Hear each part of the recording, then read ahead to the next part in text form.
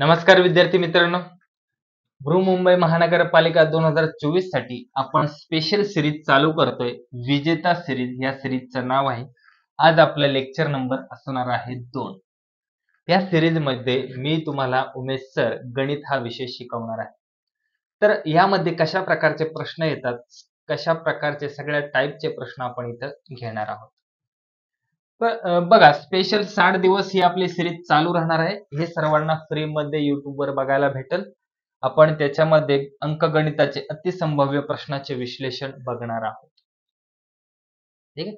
फक्त तुम्हाला काय करायचं, दोनच कामं करायचे. लिंक संपूर्ण तुमचे जेवढेही ग्रुप असतील, जेवढे मित्र मैत्रिणी जे पण एक्झामची तयारी करत असतील त्या सर्वांपर्यंत लिंक शेअर करायची आणि लाईक करायची. आणि लेक्चर पहिल्यापासून शेवटपर्यंत बघायचं. नक्कीच तुमचा फायदा होईल. ठीक आहे.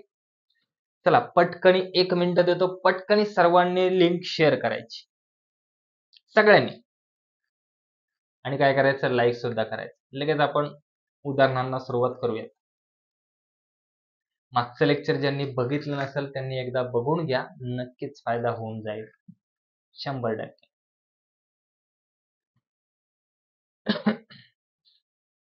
चला सुरुवात करूया.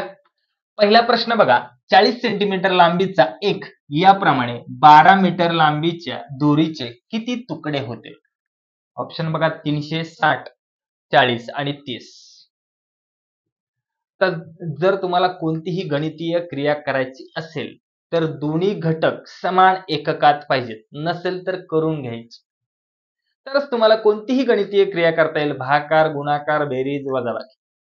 आता एक घटक बघितला सेंटीमीटर मध्ये, दुसरा घटक मीटर मध्ये, तर त्या मीटरला सेंटीमीटर मध्ये करा किंवा सेंटीमीटरला मीटर मध्ये करा. काही केलं तरी उत्तर तेच येणार. आपल्याला सोपं जातं.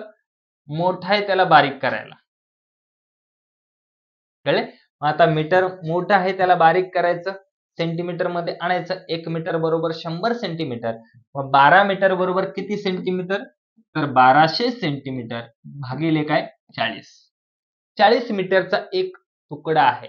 असे किती तुकडे तयार होतील? तर 0 गेला 0 गेला, 4 एके 4, 4 त्रिक 12, 0. किती तुकडे तयार होतील? तर 30 तुकडे. किती तुकडे तयार होतील? 30 तुकडे तयार होतील. आता हाच जर प्रश्न असा विचारला, किती वेळा कापावं लागेल? किती वेळा कापावे लागेल? तर 1 ने कमी म्हणजेच 29 वेळा कापावे लागेल.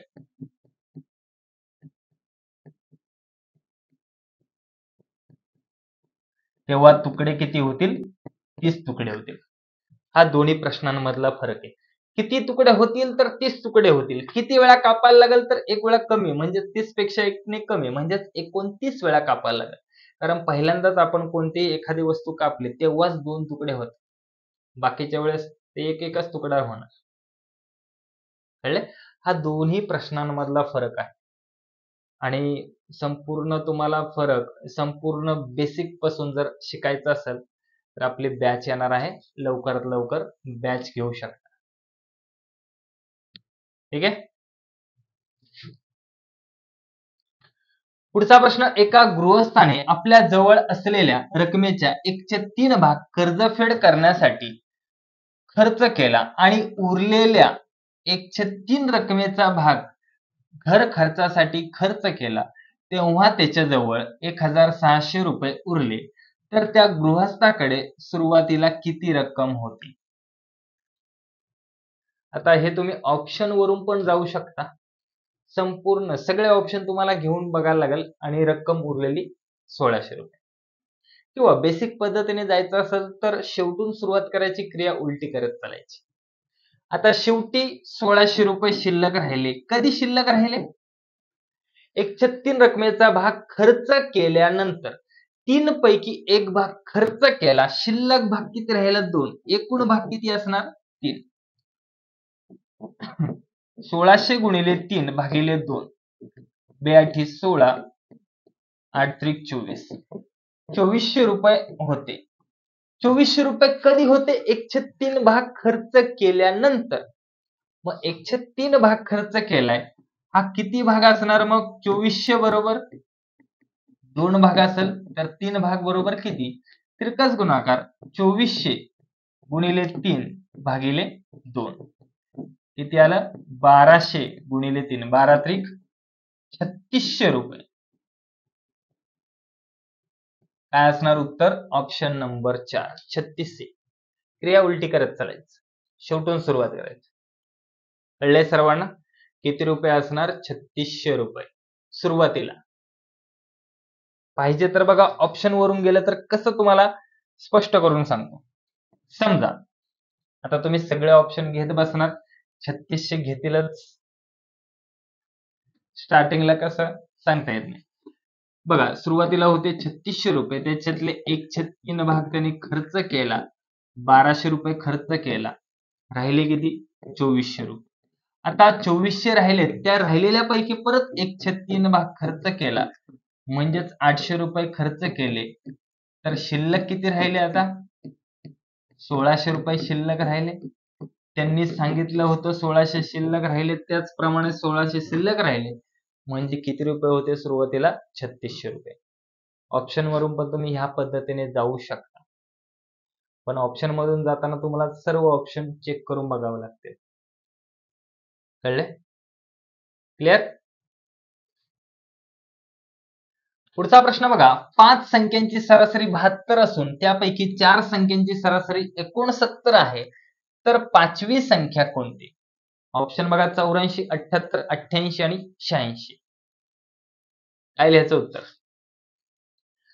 बघा आता 5 संख्यांची सरासरी आहे 72, मग 5 संख्यांची एकूण बेरीज किती? 5 दुने 10, 5 7 35 आणि 1 36, 360 आहे 5 संख्यांची एकूण बेरीज.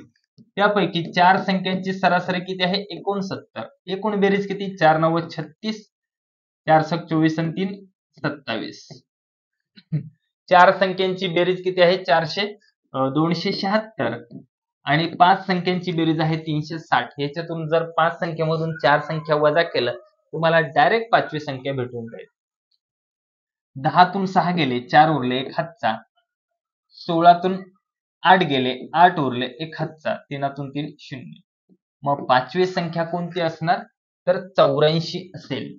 Option number 1. किती असणार? 84. क्लिअर? समजलं सगळ्यांना? पुढचा प्रश्न बघा, एका दुकानातून 435 रुपयाची साडी घेतली, दुकानदाराने 4% सूट दिली, तर साडीसाठी दुकानदाराला किती रुपये द्यावे लागेल? म्हणजे इथं ग्राहकाने त्या दुकानदाराला किती रुपये द्यायचे? ऑप्शन बघा 415, 416.50, 417.50, 419.40.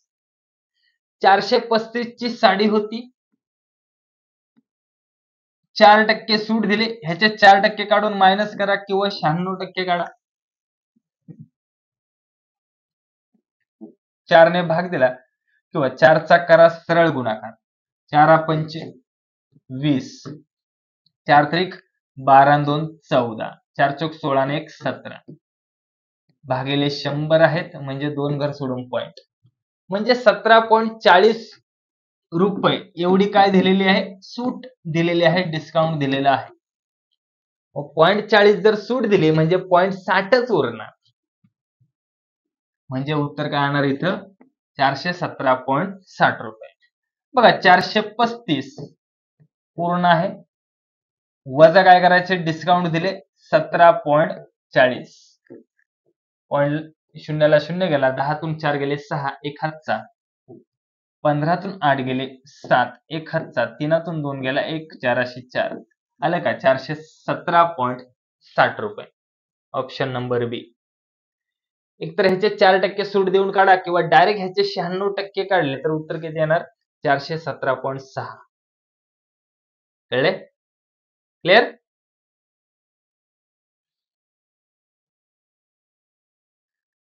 पुढचा प्रश्न बघा, जर एखाद्या संख्येस 5 ने आणि 3 ने एकाच वेळी पूर्ण भाग जात असेल, तर त्या संख्येला टिंबटिंबने नक्कीच भाग जाईल.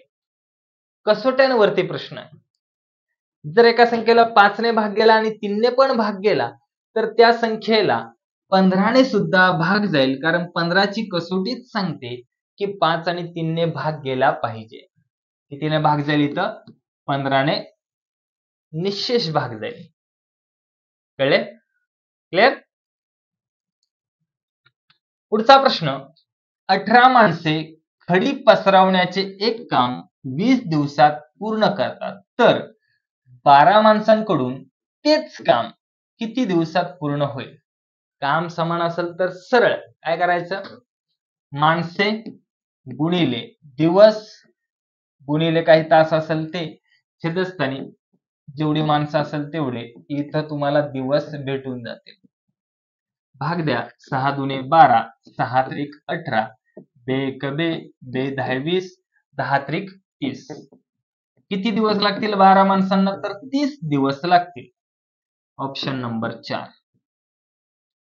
कळले सर्वांना? काम जर समान असेल तर पहिले दिवस गुणिले जे पण माणसं वेळ असेल ते वरचं वरती, नंतरचं असेल ते छेदस्थानी घेऊन भाग द्यायचा. फक्त काम जर समान असेल तरच. काम वेगवेगळं असेल तर पहिल्याचं दुसऱ्याला लिहायचं, दुसऱ्याचं पहिल्याला, बस एवढाच फरक करायचा, बाकी काहीच फरक नाही. बाकी सेम ह्याच पद्धतीने सोडवायचं. काळकाम वेग मधला प्रश्न आला तर हीच पद्धत. क्लिअर? समजलं का सगळ्यांना? पुढचा प्रश्न बघा, 125 मिलीमीटर म्हणजेच किती मीटर? आता ही एकक तुम्हाला माहिती पाहिजेत. मिलीमीटर बरोबर किती मीटर?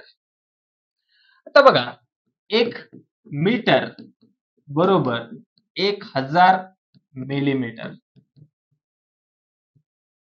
1 मीटर म्हणजेच 1000 मिलीमीटर. मग आता 125 मिलीमीटर आहे, तर काय करावं लागेल तुम्हाला? मीटर मध्ये आणण्यासाठी 1000 ने भागावं लागेल, म्हणजे 3 शून्य आहेत. मग 3 घर सोडून पॉइंट, उत्तर काय येणार? 0.125 मीटर. किती येणार? 0.125 मीटर. ऑप्शन नंबर 1 येणार. भरपूर जण इथं चुकतात, फसतात. 0.125 की 0.0125 याच्यामध्ये गोंधळ होतो. म्हणून सुरुवातीलाच तुम्हाला सांगितलं मीटर, किंवा जर तुम्हाला हे नसेल समजलं, तुम्हाला तो चार्ट सांगून देतो एकदा. बघा, मध्ये असतं मीटर, लिटर, ग्रॅम, वरती असतं KHD. के म्हणजेच काय? किलो. एच म्हणजे काय? हेक्टो. डी म्हणजे काय? डेक्का. छेदस्थानी काय असतं? डेसी सेंटीमीली. डेसी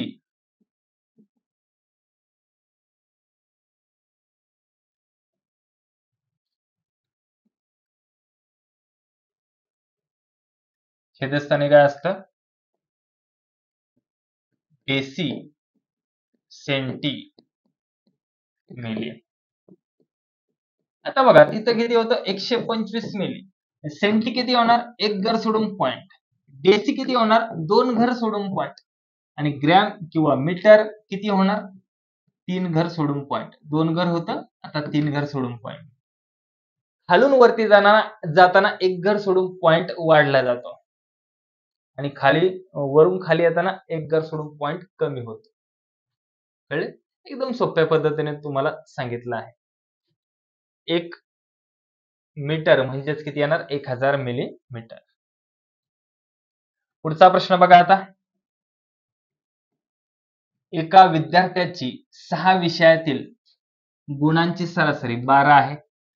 6 पैकी 5 विषयात त्याला विद्यार्थ्यास 8, 13, 9, 12, 11 असे गुण मिळाले आहेत, तर त्या विद्यार्थ्यास 6व्या विषयात किती गुण मिळाले असतील? 6 विषयांची सरासरी किती आहे? 12. मग 6 गुणिले 12 किती आले? 72. 72 असणार त्याला एकूण गुण. 72 काय असतील? एकूण गुण. त्यापैकी 5 विषयांतील त्यांची गुणांची संख्या दिली 8, 13, 9, 12 आणि 11. या सगळ्यांची बेरीज करा. 11 9 20, 12 8 20, 20 आणि 20 40, 50 आणि 3 53. 5 विषयांची एकूण बेरीज आहे 53 आणि 6 विषयांची एकूण बेरीज किती आहे 72. 72 वजा 53, 12तून 3 गेले 9 उरला, 1 हातचा, 7तून 6 गेला 1 उरला. म्हणजे 6व्या विषयामध्ये त्याला किती गुण असतील? तर 19 गुण असतील. Option number 1. 6व्या विषयात त्याला किती गुणांची संख्या असणार? 19. क्लिअर? पुढचा प्रश्न. सचिनने 80 रुपयांना घेतलेली एक वस्तू 100 रुपयांना विकली तर त्याला किती टक्के नफा झाला? ऑप्शन बघा, 20%, 40%, 25% यापैकी नाही. आता 80 रुपयाची वस्तू 100 रुपयाला विकली म्हणजेच त्याला 20 रुपये काय झालेला आहे? नफा. आणि ह्यालाच म्हणतात निव्वळ नफा. ह्याला काय म्हणतात? निव्वळ नफा. आता जर शेकड्यामध्ये नफा काढायचा असेल तर पहिली जी किंमत आहे ती 100%, तर 20 बरोबर किती टक्के? तिरकाच गुणाकार 100 गुणिले 20 भागिले 80. 20 एके 20, 20 चोक 80, 4 एके 4, 4 दुणे 8, 4 25. म्हणजेच 25% त्याला नफा झालेला आहे. किती झाला नफा? 25%. Option number 3. कळलंय? क्लिअर? पुढचा प्रश्न बघा. ए शहरात 90,000 लोकांपैकी 0.45% लोक साक्षर आहेत. बी शहरात 75,000 लोकांपैकी 0.55% लोक साक्षर आहेत. तर कोणत्या शहरात जास्त साक्षर आहेत? ऑप्शन बघा, ए शहरात की बी शहरात की दोन्हीकडे साक्षर समान आहेत की यापैकी नाही. यापैकी नाही तर येणार नाही.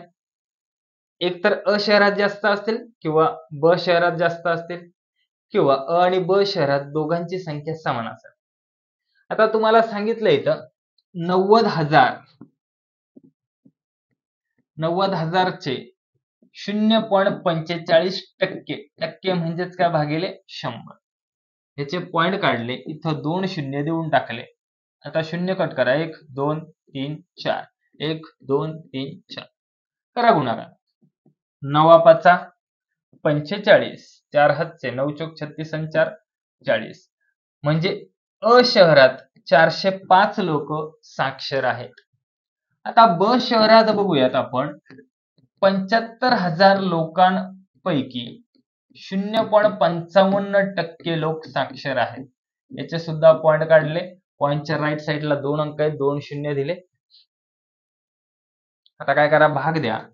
1 2 3 शून्य गेले, 1 2 3 शून्य गेले, भाग दिला. आता इथं काय भाग जाणार नाही.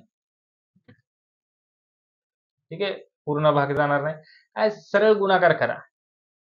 सरळ काय करा, गुणाकार.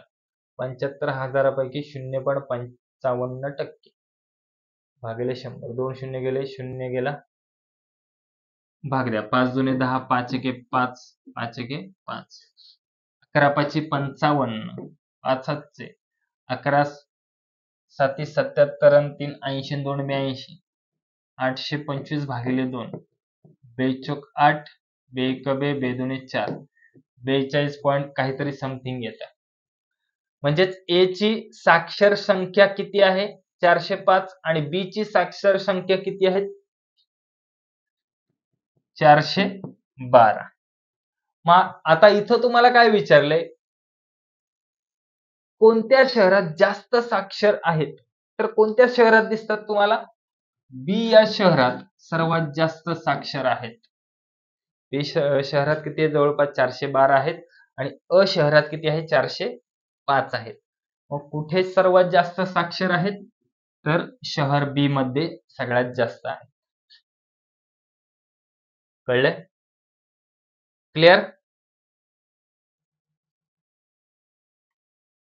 तर अशाच प्रकारे टिक्कर मराठी ऍप ज्यांनी आतापर्यंत डाउनलोड केला नसेल करून घ्या. आपले जे पण काही युट्यूबचे लेक्चर आहेत त्या सर्वांची फ्री पीडीएफ आपल्या टिक्कर मराठी ऍप मध्ये भेटून जाईल.